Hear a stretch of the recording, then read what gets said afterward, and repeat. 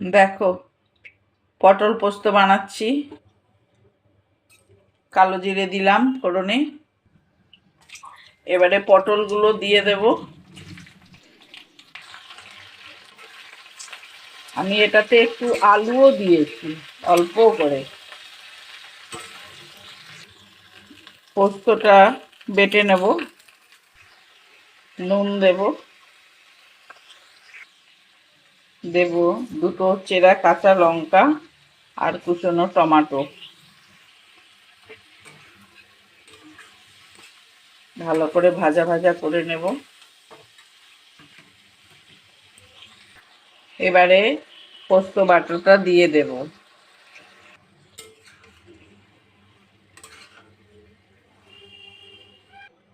আমি এই পোস্ত বাটার সাথে মিক্সার গ্রাইন্ডারে কটা কাঁচা লঙ্কাও দিয়ে দিয়েছিলাম। দেখো, আমার পটল পোস্তটা পুরোপুরি হয়ে গেছে।